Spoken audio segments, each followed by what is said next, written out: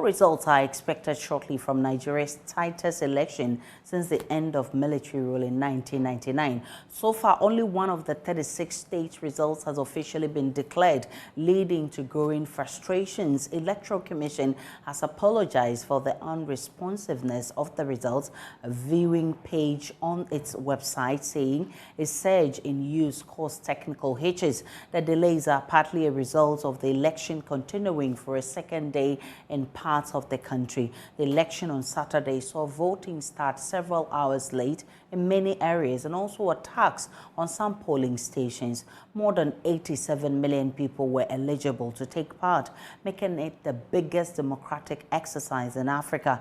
The election has seen an unprecedented challenge to the two-party system that has dominated Nigeria for 24 years. Kayla Maguire is with Channels TV Nigeria. She joins us on Zoom with more. Kayla, earlier you stated that it's actually unpredictable you can't be sure to predict who is winning these elections. Has anything changed? Hello, Kayla. Kindly unmute for me. Hello, can you hear me now? Loud and clear. Okay, absolutely nothing has changed. It is exactly the same way.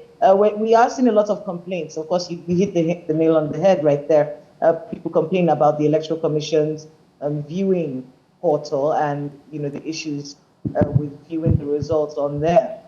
And that is still going on. We're seeing a lot of people saying, look, we need to understand what's really happening with this portal. But the Collation Center is open. We're seeing a lot of political parties raising objections as to some of the results that they're seeing, some of the issues that they noted in particular polling units. So we're seeing that happen at the National Collation Center right here in Abuja.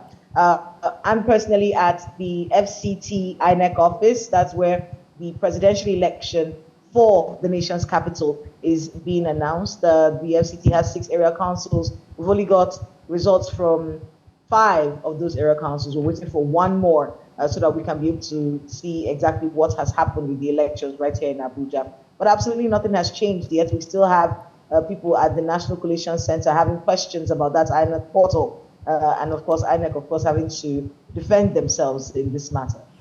What's actually causing the delay? It's actually day 3 of the elections. So the statement that we got from INEC was that the viewing portal had a bit of a challenge. There's a lot of use on it. But before the elections, they promised that there was going to be a backup to this particular viewing portal. And those are the questions really that we're trying to get answers from INEC on. But it's an unfortunate situation, but it's one that we're watching keenly to see exactly what happens as the days go by. Well, there's also the bit about the third force, which is actually splitting votes and making things difficult for the traditional parties. To what extent is this, division? It is astounding. It's astounding how this third force has been able to mop up a lot of the votes. Remember, this third force, like I've been saying, is basically supported by a lot of young people. And a lot of young Nigerians have not been used to a country that works. So, this man used to be in the People's Democratic Party. He moved over to the Labour Party. And of course, many young people were able to buy into what it is that he's selling. And we're seeing that. In fact, we're seeing results from Lagos, which is one of the strongholds of the All Progressives Congress, not just the All but the APC candidate himself, Mr. Bola Ahmed Tinubu. And we're seeing results stating clearly that the Labour Party has taken Lagos. We're seeing all of that happening. Even in the nation's capital, we're seeing that, where a lot of the votes that are coming in from the area councils, we're seeing the Labour Party leading in a lot of these elections. So it's very, I think someone used the word for it, is humbling. It's humbling for the Nigerian politician now. You cannot go with that landslide mentality anymore. Now you have to be able to actually prove your worth in office. And then you have to be able to defend your mandate. And the Nigerian people are now going to be watching you to make sure that you do that. So that's one of the situations that we've seen with this third force. It has completely shocked everybody. And it's a beautiful thing to see, to be quite honest, because the monopoly was becoming, a situation where people thought they could act with impunity and things like that. But that monopoly has been broken officially by this third force. Wow, quite interesting revelations there. But of course, before we went into this elections, we knew that issues like shortage of the currency, shortage of fuel, the economy, for instance, were the game changers. And we also learned that the Nigerian electorate is unpredictable. How are all of these playing in the current elections? Well, the frustrations just before the elections may have actually added to the zest in the Nigerian voter. Because you see, I'll give you an example. On the day of the election, people stayed in some places. The election started very late, and you finished from there, went back home, you didn't have electricity, and you couldn't buy fuel to put in your generator, and then you don't have cash on you. So a lot of these things just before the election may have contributed to the frustrations that Nigerians were facing, and may have pushed them in many ways to vote what they believe would be a perfect solution to their problem. So whatever party was that the Nigerian felt would be a solution to my immediate problems would have been what informed that particular vote. We actually saw this coming the moment the cash crunch started. We knew, okay, there wouldn't be cash around. People wouldn't have money in their hands. So if they don't have money on them, they'll be pretty frustrated. What a lot of people thought was that this was going to, ensure that vote buying would be successful.